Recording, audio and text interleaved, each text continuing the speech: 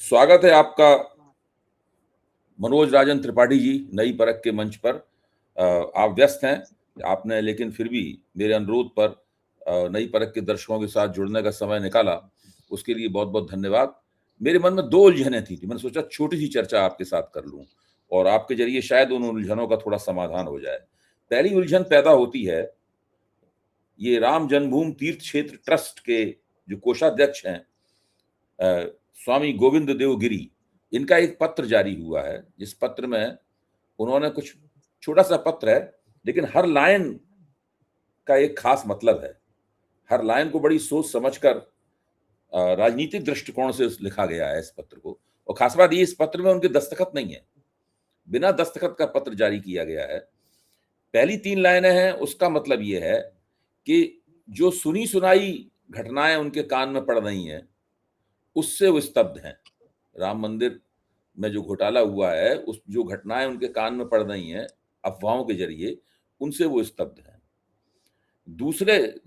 दूसरा जो पैराग्राफ है वो बताता है कि चंपत राय जी और अनिल मिश्रा जी से उन्हें त्यागपत्र प्राप्त हो गया है और न्यास अपनी अगली बैठक में इसके ऊपर विचार करेगा। तीसरा 3 लाइन का पैराग्राफ बताता है कि चांदी की ईंटें, आभूषण आदि जो श्री राम की सेवा में अर्पित किए गए हैं, वो संपूर्ण सुरक्षित हिसाब सहित उपलब्ध हैं। चौथी ये 3 लाइनें बताते हैं कि जो एसआईटी ने जो एफआईआर लगाई है, उस पर वैधानिक कार्रवाई जारी हो रही है। जो 5वां छोटा सा पैराग्राफ है, उसमें वो आश्वासन देते हैं कि जो जो जो दोषी हैं उन सबको यथायोग्य कड़ा दंड मिलेगा, इसका ट्रस्ट आग्रही है। और असामाजिक, अधार्मिक, स्वार्थी तत्वों द्वारा सनातन धर्म पर लांछन लगाने के प्रयास सफल नहीं होने देंगे। कृपया भ्रामक एवं निराधार खबरों और अफवाहों से बचें। ये कुल मिला के पत्र है, जिसके अंदर हस्ताक्षर नहीं है, बिना हस्ताक्षरों का पत्र है। इसका सीधा मतलब ये, एक मोटा मोटा मतलब ये निकलता है कि चंपत राय और अनिल मिश्र ने इस्तीफा तो दे दिया है, लेकिन उनका इस्तीफा स्वीकार नहीं किया गया है। अब अगली बैठक जब भी होगी, जिसकी कोई तारीख नहीं बताई गई है, उसमें उनके इस्तीफे के ऊपर गौर किया जाएगा। तो आप इस पत्र को कैसे डिकोड करते हैं मनोज जी? ऐसा है अभय जी कि जब ये न्यास बनी तो न्यास में सबसे पहला प्रॉब्लम, गोपाल राव को आमंत्रित सदस्य बना दिया गया, विशेष आमंत्रित सदस्य। सुप्रीम कोर्ट के ऑर्डर्स पर ये न्यास बनाई सेंट्रल गवर्नमेंट ने, क्योंकि सुप्रीम कोर्ट का ऑर्डर था। उस न्यास का गठन किया सेंट्रल गवर्नमेंट ने, लेकिन विशेष आमंत्रित सदस्य गोपाल राव को बना दिया गया। थोड़ा सा बता दूं कि गोपाल राव कौन? वो गोपाल राव जो हाथ में प्रोटोफोन लेके चलते हैं। प्रोटोफोन क्या होता है? प्रोटोफोन जो पुलिस लेकर चलती है। अच्छा, चीता कॉलिंग, अल्फा कॉलिंग। ओके। वो फोन इनके पास भी रहता है। अच्छा, ठीक है। ये जिस द्वार से चाहते हैं उस द्वार से प्रवेश करने में इन्हें कोई नहीं रोकता। अब आते हैं दूसरी बात पे। तो चंपत राय जी ने पहला काम तो ये किया। दूसरा काम,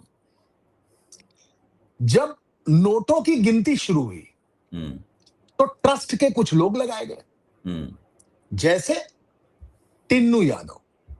टिन्नू यादव चंपत जी का ड्राइवर है, लेकिन टिन्नू यादव का भतीजा भी नोट गिनने के काम में लगा है।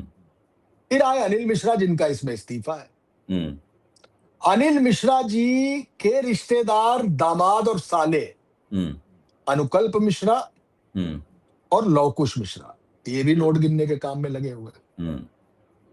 तो जबरदस्त भाई भतीजावाद है इस पूरे उसमें। अब आता हूं तीसरी बात पे। तीसरी बात, भाई भतीजा पे भी चंपत राय जी ने नहीं रोका, तो वो हो गया नंबर 2 चंपत राय जी का। तीसरी बार इस पूरी नोटों की गिनती में स्टेट बैंक को लगाया गया। अब स्टेट बैंक के बोनाफाइड कर्मचारी, the employ of State Bank, इसमें शामिल नहीं होंगे, क्योंकि उनके अपने काम है। उनकी भर्ती बैंक के काम करने के लिए हुई है। तो नोटों की गिनती, जो हुंडी खोलनी है, जो वॉल्ट खोलने हैं, उसके लिए गिनती के लिए ट्रस्ट ने एसबीआई को लगाया। तो एसबीआई ने अपने कर्मचारी लगाने के बजाय मैन पावर सप्लाई की एक कंपनी को इसका ठेका दिया। अब जब मैन पावर सप्लाई की कंपनी का ठेका दिया जाएगा तो वो ठेके में मैन पावर सप्लाई तय करेगा ना कि कौन कौन से कर्मचारी होंगे। नहीं साहब, मैन पावर सप्लाई कंपनी तो मंगा ली गई, लेकिन उस कंपनी ने जो एम्प्लॉय भर्ती किए वो अनिल मिश्रा के रिश्तेदार हैं, टिन्नू यादव के रिश्तेदार हैं, फलाने रिश्तेदार हैं। तो ये उन्होंने मैन पावर सप्लाई का केवल अम्ब्रेला है, नीचे फिर सबके चेले चपाटी है। तब भी चंपत राय जी नहीं देख पाए कुछ। फिर इन नोटों की गिनती में गड़बड़ी शुरू हुई और यहां से चोरी शुरू हुई। तो फिर इसकी खबर लगी तो सीसीटीवी लगा दिए गए। तो जब ऐसा हो रहा था और आपको मालूम था तो आपने इस मुद्दे पर एफआईआर क्यों नहीं कराई, चंपत राय जी? फिर इसके बाद जब ये गड़बड़ी पकड़ी गई तो 5 लाख रुपए लवकुश मिश्रा के खाते में मिले। मतलब घर पे बरामद, गड्डी बरामद नहीं हुई है, खाते में मिले। स्टेट बैंक ने उसको पकड़ा और स्टेट बैंक ने उसको पकड़ने के बाद ट्रस्ट के खाते में ट्रांसफर करा दिया। तब भी एफआईआर नहीं की चंपत जी ने। फिर चलता रहा। सब सारे धार्मिक संगठन जो थे, विश्व हिंदू परिषद, ट्रस्ट, भारतीय जनता पार्टी, हर आदमी इस बारे में विरोध करता रहा कि क्योंकि अखिलेश यादव ने ट्वीट करके इस पूरे मुद्दे को खोला था, लिहाजा अखिलेश यादव कौन, अखिलेश यादव जो खोलेंगे, उन्होंने तो बाबरी मस्जिद पे उनके पिताजी ने गोलियां चलवाई थी, तो वो कौन होते हैं चोरी की खबर करने वाले? तो लिहाजा सबने इनकार किया। ये इनकार 1 हफ्ते तक चलता रहा। इसके बाद ट्रस्ट ने रिक्वेस्ट की योगी आदित्यनाथ से, उत्तर प्रदेश सरकार के मुख्यमंत्री से। ट्रस्ट ने एफआईआर किए बिना, योगी आदित्यनाथ जी ने पहले से तय कर रखा था कि ये सेंट्रल का मामला है, हमें इसमें पढ़ना नहीं है। और ये फैक्ट है। Higher bureaucrats and police officials को ये ताकीद थी कि आप हमारे पास तक ये मामला आए बिना इसमें कुछ नहीं करेंगे। लिहाजा उसमें कुछ नहीं किया। लेकिन फिर ट्रस्ट ने यहां पे आके अनुरोध किया और खासकर नृपेंद्र मिश्रा ने किया। जो नृपेंद्र मिश्रा पहले दिन चोरी खुलने के बाद से खामोश थे, उनका कुछ हम इस बारे में कुछ नहीं जानते। और चंपत राय ने कहा था कि हर महीने इसकी ऑडिट होती है और अभी तक ऑडिट में जो जारी है उसमें कोई उल्लेखनीय चीज नहीं मिली है। एसआईटी बन गई, पहली बार बिना एफआईआर की एसआईटी हो गई। चलिए, एसआईटी ने जांच की, अपनी प्रिलिमिनरी रिपोर्ट भेजी। अब एफआईआर किसको करानी थी? एसआईटी को करानी थी, क्योंकि एसआईटी ने तो जांचा कि कहां पे गड़बड़ हुई, कहां पे क्या हुआ। उस एसआईटी ने नहीं, अब ट्रस्ट का ईमान जागा। अब ट्रस्ट ने एक एफआईआर कराई जो कि एसआईटी की होनी चाहिए जी। जब एफआईआर कराई तो पुलिस सक्रिय हुई और पुलिस ने अभी उनको रिमांड में नहीं लिया था, लेकिन नोटों की बरामदगी करा ली जो करीबन 70 लाख समथिंग है, बिना रिमांड में लिए। खोजबीन हो गई, कहां पे छुपाया था, कहां पैसा था, क्या था, कुछ नहीं। इतने बरामद हुए, इनको गिरफ्तार किया गया और गिरफ्तार करके न्यायिक अभिरक्षा यानी जेल भेज दिया गया। और फिर भी पूछताछ के लिए रिमांड नहीं ली गई। तो चंपत राय जी क्या कर रहे थे उस वक्त? फिर चंपत राय जी के इस्तीफे की जानकारी पर्ची में दी जाने लगी। जैसे पर्चियां बंटती है ना सर, जैसे व्हाट्सएप मैसेजेस आते हैं, वो आने लगे कि चंपत राय और अनिल मिश्रा का इस्तीफा हो गया। लेकिन कोई खबर को पुष्ट नहीं कर रहा है। अब यह हुआ कि भाई इस्तीफा तो आपको पहले दे देना चाहिए, क्योंकि नृपेंद्र मिश्रा जब दोबारा इस सीन में लाए गए तो हर चैनल, हर अखबार में जाके उन्होंने इंटरव्यू दिया और उन्होंने कहा ये चोरी नहीं, डकैती है। दूसरा, उन्होंने लाइन ऑफ एक्शन भी तय किया। उन्होंने कहा कि इस पूरे मामले में स्टेट बैंक दोषी नजर आ रहा है। तीसरी बात, उन्होंने कहा कि चंपत राय की निष्ठा पर सवाल नहीं है, लेकिन उनकी निगरानी में प्रॉब्लम है। तो जिम्मेदार कौन है? चंपत राय जी। आज देखिए, अब अनिल मिश्रा और चंपत राय का इस्तीफा कन्फर्म तो कर दिया गया, लेकिन उस प्रेस विज्ञप्ति में, उस कागज में दस्तखत फिर भी किसी के नहीं हो। यानी कल को अगर आप कहते हैं कि इस्तीफा हो गया, तो कह सकते हैं कि वो फर्जी पेपर था। ठीक है? तो हर चीज में टाइम बाइंग है, हर चीज में टाइम बाइंग है, and they are acting on their own. वो जब चाहेंगे तब जांच कराएंगे, जब चाहेंगे सीसीटीवी लगाएंगे, जब चाहेंगे विशेष आमंत्रित सदस्य बनाएंगे, जब चाहेंगे एसआईटी की रिक्वेस्ट करेंगे, जब चाहेंगे एफआईआर कराएंगे, जब चाहेंगे इस्तीफा देंगे, और जब चाहेंगे इस्तीफे की खबर देंगे, लेकिन बिना दस्तखत के देंगे। आपने जितनी बातें बताई हैं अभी, ये सब बहुत ही रिवीलिंग हैं।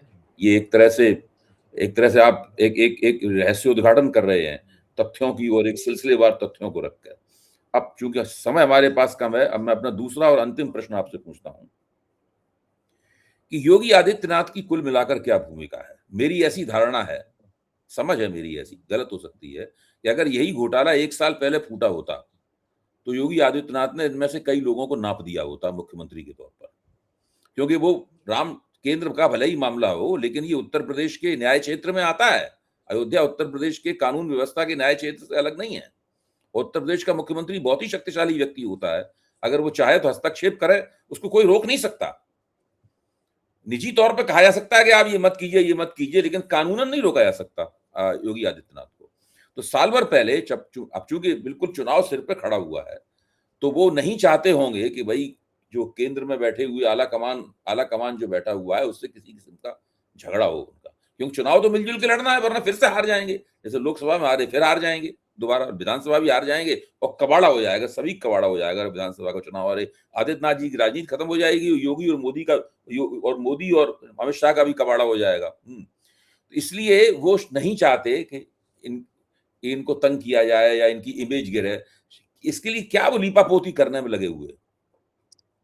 आप दिल्ली में चाणक्यपुरी तो कई बार जाते होंगे, घूमते निकलते होंगे, रास्ता ही है वही वाला। हाँ।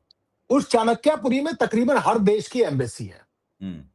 उस एम्बेसी में एम्बेसी का कानून, यानी उस देश का कानून लागू होता है।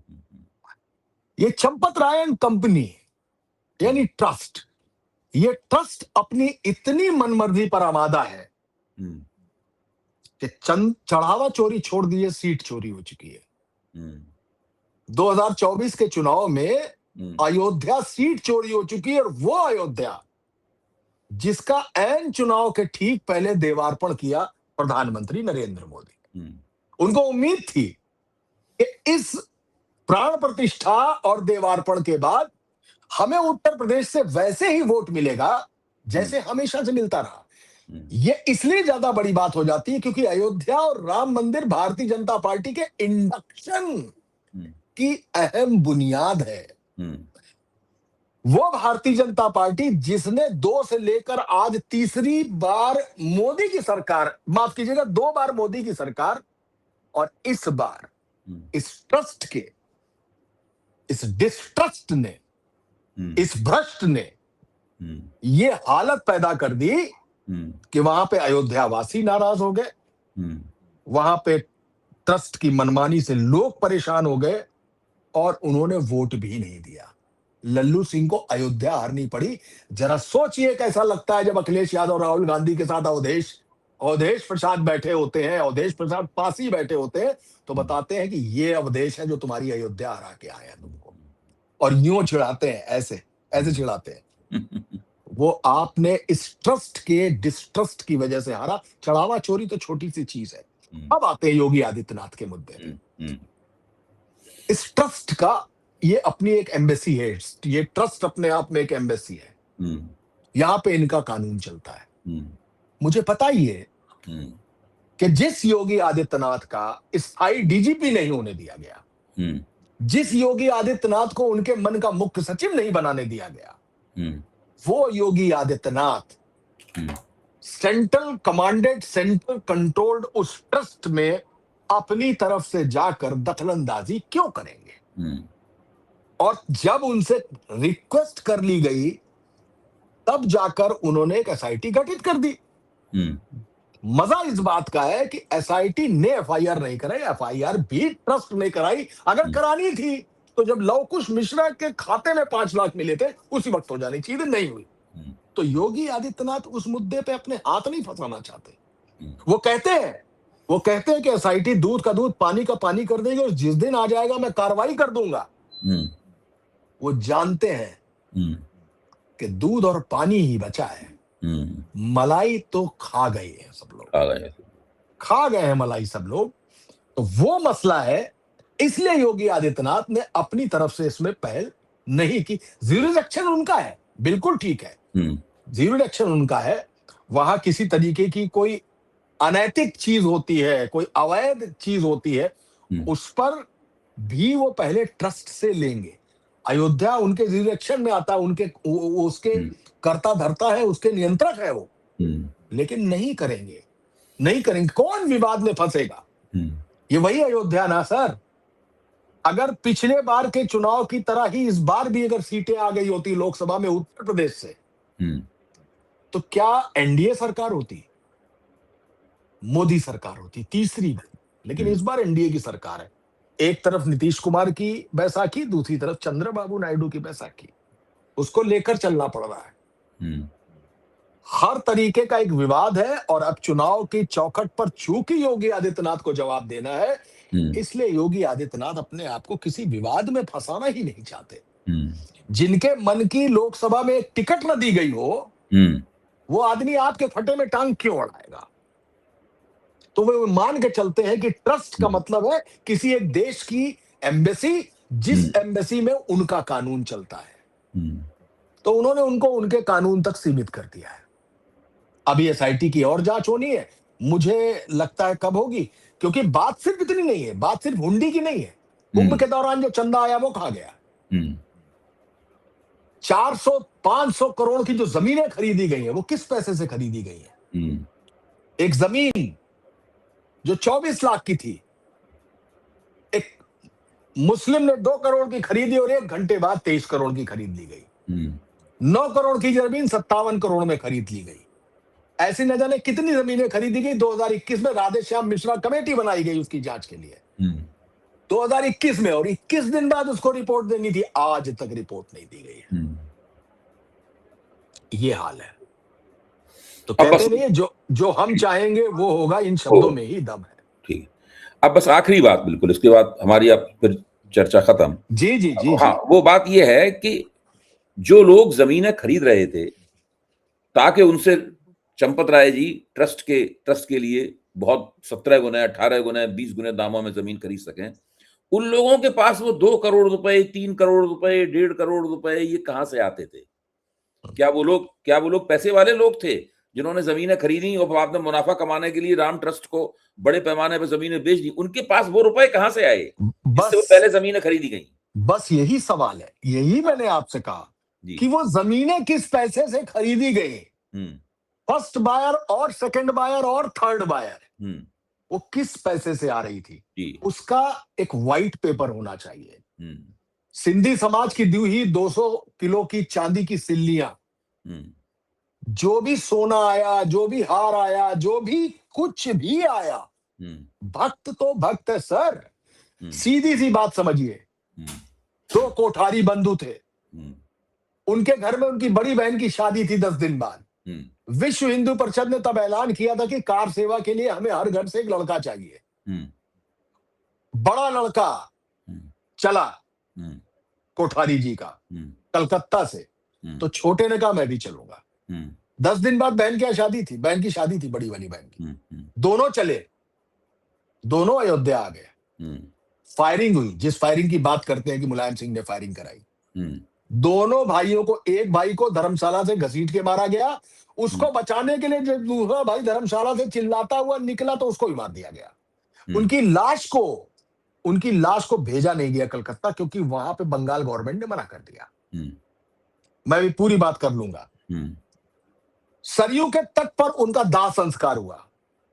उनकी बहन, जिसकी मेहरबंदी हो चुकी थी, कंगन पहनाया जा चुका था शादी का, उसने अपनी पायल जानते हैं क्यों उतारी? क्योंकि इस पायल में नूपुर लगी थी, और नूपुर जो छन छन बोलती थी वो उसको अपने भाई की लाशें याद आती थी। उसको लगता था ये खुशी का माहौल नहीं है। मैं ये घटना सिर्फ इसलिए बता रहा हूं, क्या गुजरी होगी कोठारी बंधु के उस परिवार पर, जिसने दान में अपने 2 बेटे दे दिए। वो विनय कटियार जिन्होंने बजरंग दल की स्थापना सिर्फ इसलिए की थी ताकि राम मंदिर बनाना है। वो विनय कटियार जब मंदिर जाते हैं तो ट्रस्ट वाले पूछते हैं पास कहाँ है आपका। वो विनय कटियार बवंडर काटते कि आज निकला कि कल निकला, और अयोध्या में हर दोषी को गोपाल राव का नाम वो खुद लेते हैं कि उसका कुर्ता ज्यादा सफेद और रंगीन होता जा रहा है लगातार। और अचानक विनय कटियार खामोश हो जाते, अचानक खामोश हो जाते। क्या जिद है, क्या मसला है, क्यों ये इस्तीफा नहीं हो रहा? क्यों ये इस्तीफा हुआ तो बिना दस्तखत का जारी हो रहा है। तो फिर लाल बहादुर शास्त्री ने क्यों इस्तीफा दिया था जब ट्रेन एक्सीडेंट हुआ था? क्या लाल बहादुर शास्त्री ट्रेन चला रहे थे क्या? और आज बात इस बात की है कि मैं किसी अखिलेश यादव की बात नहीं कर रहा हूं, लेकिन अखिलेश यादव ने आखिर होते कौन है? वो तो राम मंदिर जाने के लिए मना करते हैं लोगों को। तो अगर राम मंदिर 21 बार जाकर ही कोई वहां के घोटाले को उठा सकता है, तो वो उनका क्या, जो राम मंदिर में बनी हुई ट्रस्ट के भवन में रहते हैं, वो तो बैठ के वहां पे चोरी कर रहे थे। तो अगर लाल बहादुर शास्त्री इस्तीफा देंगे तो वो इस्तीफा बतौर प्रमाण बताया जाएगा। अगर बिहार के किसी मंच से, किसी कांग्रेस के मंच से 2 लड़के प्रधानमंत्री नरेंद्र मोदी को गाली देने का अनैतिक काम करेंगे तो उन 2 लड़कों को कोई नहीं पूछेगा। गाली दी जाएगी, आरोप लगाया जाएगा राहुल गांधी, प्रियंका गांधी, सोनिया गांधी, कांग्रेस पर। अगर मुलायम सिंह ने कार सेवकों पर गोली चलाई थी तो मुलायम सिंह संगीन हाथ में लेकर खुद गोली नहीं दाग रहे थे, नपेंद्र मिश्रा प्रमुख सचिव थे, लेकिन गोली दागने का आरोप मुलायम सिंह और उनकी समाजवादी पार्टी को जिंदगी सुनना पड़ेगा। और जब चंदा चोरी, चढ़ावा चोरी होगी तो भाजपा को तो निशाना बनना ही पड़ेगा। बिल्कुल, भाजपा को निशाना बनना ही पड़ेगा। तो किसी कोठारी बंधु, किसी दिव्यांग के जो आता है लौटता हुआ, राम राम करता हुआ, और 10 का सिक्का भी डाल जाता होगा ना, आज उसको भी लग रहा होगा कि मेरा 10 का सिक्का भी चोरी हो गया। तो ये जो राम मंदिर के दौरान आंदोलन चल रहा था, तभी कहा जाता था हम अयोध्या को वेटिकन बनाएंगे। वेटिकन का क्या मतलब हुआ? इटली ऐसे स्वतंत्र संप्रभु राष्ट्र के बीच में एक राष्ट्र है वेटिकन। तो अब ये अयोध्या को उन्होंने वेटिकन बना ही दिया, क्योंकि उसमें जो ट्रस्ट है, चंपत राय जिसके मुखिया हैं, उसका अलग कानून है। आपने कहा ना एम्बेसीज तुलना की, वहां उनका कानून चलता है। बिल्कुल। तो अब ये जो कानून बनाने का, अलग राष्ट्र बनाने का अधिकार है, उनको कहां से, दिल्ली से प्राप्त हुआ है, नागपुर से प्राप्त हुआ? कहीं ना कहीं से तो अधिकार आया होगा, संविधान में तो लिखा नहीं है। कानूनी तौर पर तो सुप्रीम कोर्ट के ऑर्डर पर दिल्ली ने बनाया, यानी सरकार ने बनाया। हाँ, लेकिन वरद हस्त इन लोग पर संघ का है, क्योंकि सब संघ से जुड़े हुए जी।